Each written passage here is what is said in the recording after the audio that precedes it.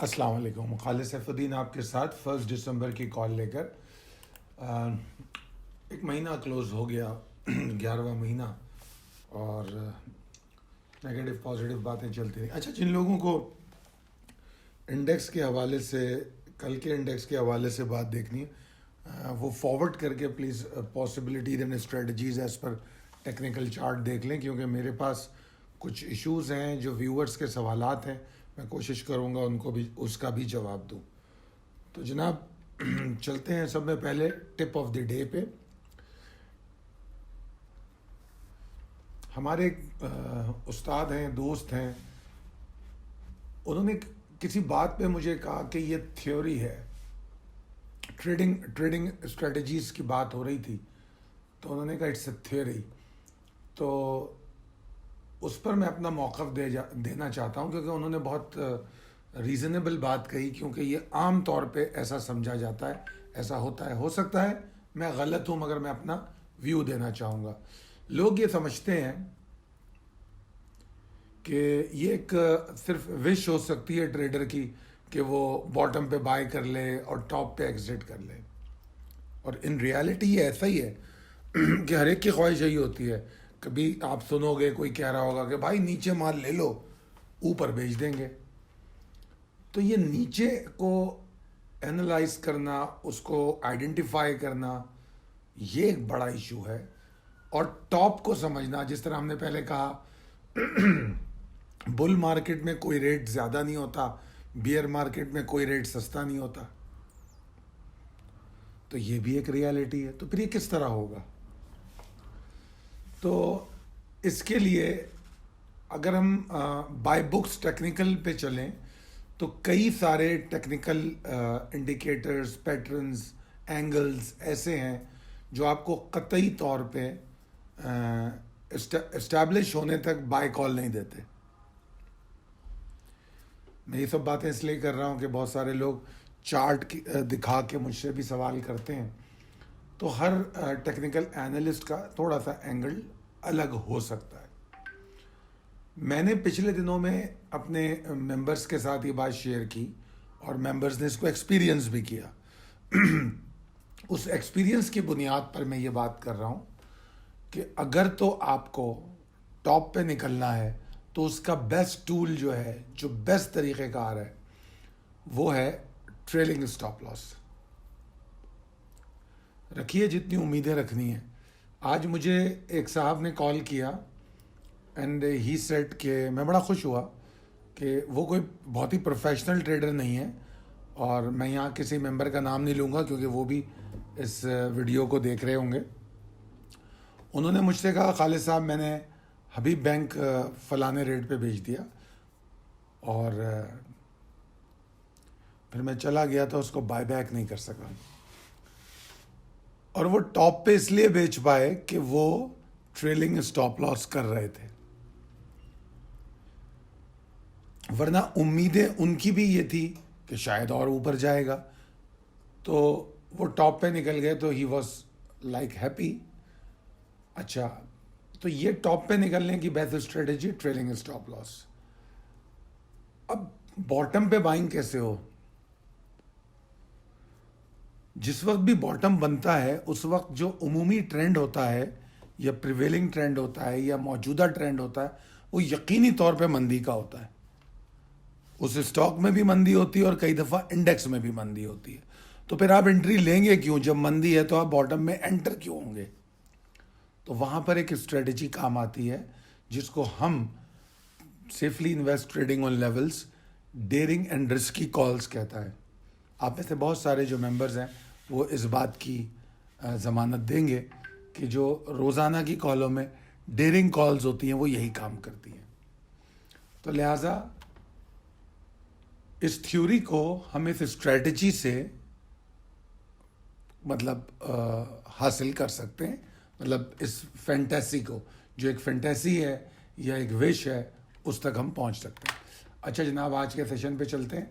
अच्छा, आज एक साहब ने हमारे YouTube के व्यूवर हैं, उन्होंने एक सवाल किया और सवाल के साथ एक ख्वाहिश का इजहार किया। कहने लगे प्लीज़ इसके जवाब जो है अपनी वीडियो में दीजिएगा, क्योंकि हो सकता है ये सवाल और लोग भी करना चाहते हो। उन्होंने जो सवालात किए मैंने वो यहाँ लिखे हैं। उन्होंने कहा कि आपने कहा कि इंडेक्स जो है 45,549 650 के पास जाएगा, ये टारगेट एरिया होगा। इसके ऊपर अगर रुकेगा तो फिर अच्छा हो जाएगा। तो अब हम कैसे समझें कि ये इसके ऊपर रुक रहा है या नहीं रुक रहा है? ये पहला सवाल। तो पहले सवाल का जवाब ये है कि मैं रोज़ाना रैपअप में एक चार्ट देता हूँ।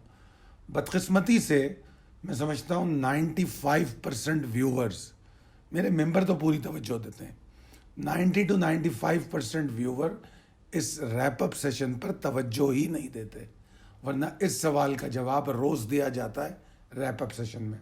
तो अगर आप देखें, गो के मार्केट ने 45,757 का हाई बनाया, मगर आप इस चार्ट पे देखें कि पहले मैंने इसको ग्रीन बॉक्स से इन 2 लेवल को शो किया है, फिर आगे जाके उसको रेड बॉक्स कर दिया है। क्यों किया ऐसा? 3 अटेम्प्ट हैं, मुसलसल कोशिश है 11 बजे तक कि वो उसके ऊपर रहने की कोशिश करे।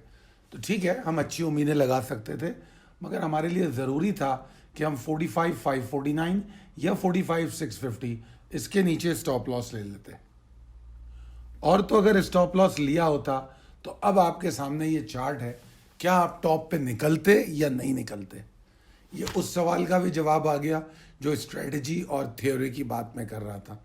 और यहाँ पर इनके इस सवाल का भी ये जवाब हो गया कि जब हम सस्टेनेबिलिटी देखते हैं तो हम पहले उस टाइम को गेज करते हैं। तो हम अगर टाइम को देखें तो जब वो ऊपर जा रहा है तो वो नीचे भी आया, क्योंकि 10 बजे तक के टाइम को तो मैं अहमियत नहीं दे रहा। तो पहली वाली जो मूव थी उसको तो छोड़ दें, वो तो एक अमेजिंग अपॉर्चुनिटी थी जो आपको प्रॉफिट टेकिंग के लिए थी, और उसमें दोबारा हमें नीचे 45,495 के पास बाय करने का भी मौका मिल गया। उसके बाद जो सेकंड अटेम्प्ट थी, सेकंड अटेम्प्ट को हमें एनालाइज करना था, उसका दौरानिया 1.25 घंटे का था। 1.25 घंटे उसने कोशिश की, तो 1.25 घंटे इज़ इनफ कि हम अपने स्टॉप लॉस को ट्रेल करके फिर उम्मीदें बड़ी रखें। ठीक है, रखिए उम्मीदें। और अगर किसी ने ऐसा किया तो वो 45,549 या 650 पे बआसानी निकल सकता था। कोई ये नहीं कह सकता था कि यार मौका नहीं मिला, ये बात गलत होगी। ये वाज़े दलील है इस चार्ट पर।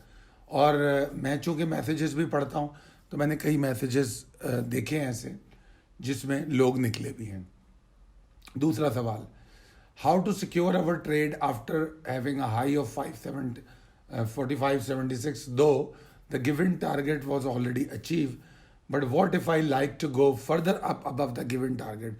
इस सवाल का जवाब भी पहले सवाल में मौजूद था जो मैं दे चुका हूँ कि अगर आप ट्रेलिंग स्टॉप लॉस कर लेते, उसके बाद 726 की तरफ उम्मीदें रखते तो कोई मुज़ायक़ा नहीं था। इवन इससे ऊपर भी अगर आप उम्मीद रखते तो भी कोई मुज़ायक़ा नहीं था।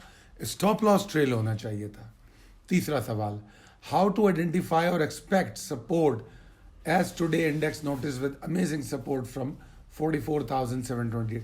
ये उनका बड़ा अहम सवाल था कि मार्केट 44,802,765 वाले लेवल के पास से सपोर्ट लेती है।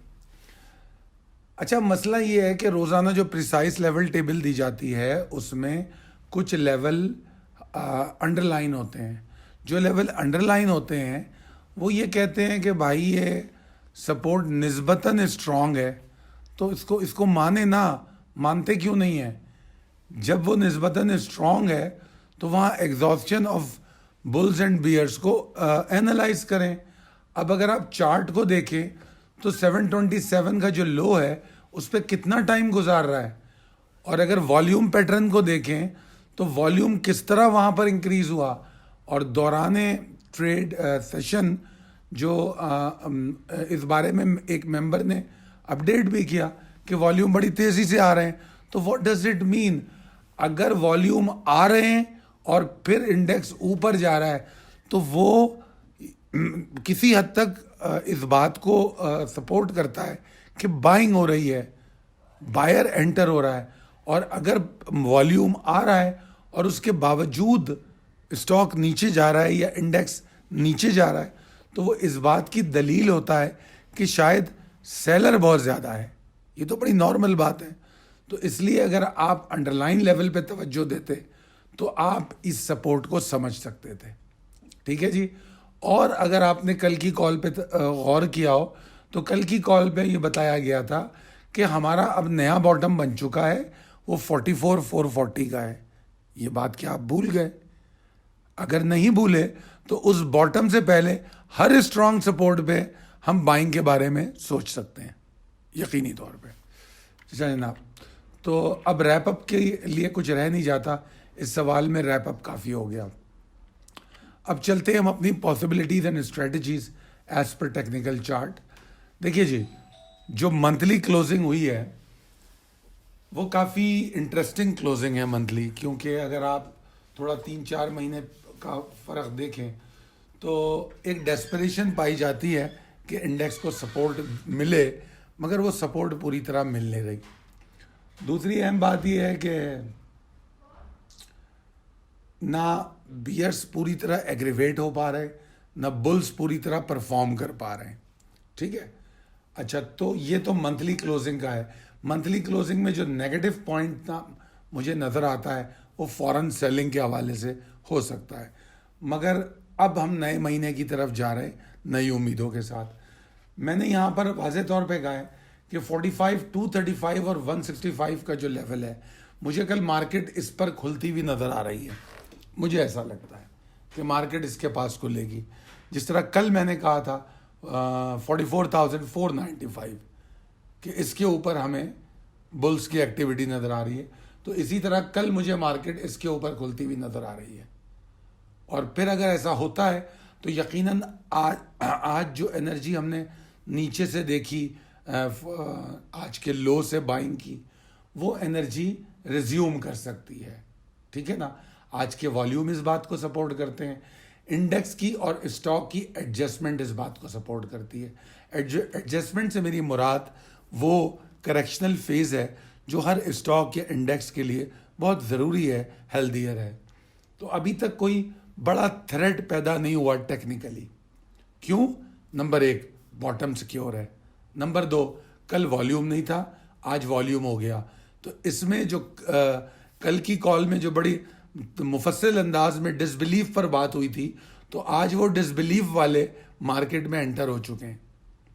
पॉइंट समझ रहे हैं आप मेरा? तो ये एक तब्दीली आज मार्केट में आई।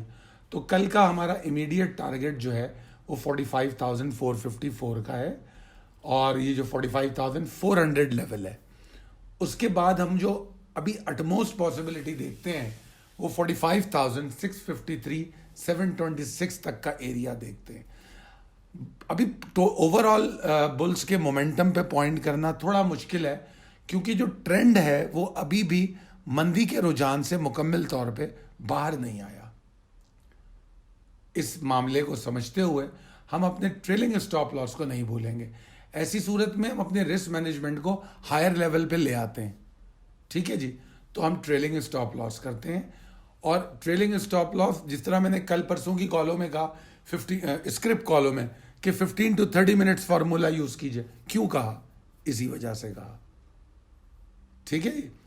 जब मार्केट अपने एक ऐसे लेवल के ऊपर जाएगी जो इंशाल्लाह हम आने वाले सेशन में डिस्कस करेंगे, अगर मार्केट रिज्यूम करती है एनर्जी को, तो फिर ट्रेंड इस मंदी के रुझान से बाहर निकलेगा। तब हम कंफर्टेबल स्टॉप लॉसेस और कंफर्टेबल टारगेट्स को चेस करेंगे। अभी नहीं, अभी हम प्रॉफिट टेकिंग करते हुए चलेंगे। ट्रेलिंग स्टॉप लॉस, वैसे तो ट्रेलिंग स्टॉप लॉस प्रोफेशनल और इंट्राडे ट्रेडर को लाजमी रोज़ाना करना चाहिए, मगर मौजूदा सूरत हाल में मीडियम टर्म ट्रेडर को भी ट्रेलिंग स्टॉप लॉस करना चाहिए। अब दूसरा एंगल जो मार्केट में अगर कोई प्रॉब्लम आती है तो वो क्या हो सकता है? 44,977, अगर तो मार्केट इसके नीचे आगाज होती है, प्री ओपन की बात नहीं कर रहा कि प्री ओपन वॉलेटिलिटी होती है, वो मेरे लिए मैटर नहीं करती। अगर तो मार्केट इसके नीचे रुकती है, वॉल्यूम बनाती है, 10 बजे के बाद ट्रेड होती हुई मिल जाए, 9:45 और 10 के बाद, तो फिर मामला थोड़ा सा परेशान कुन है।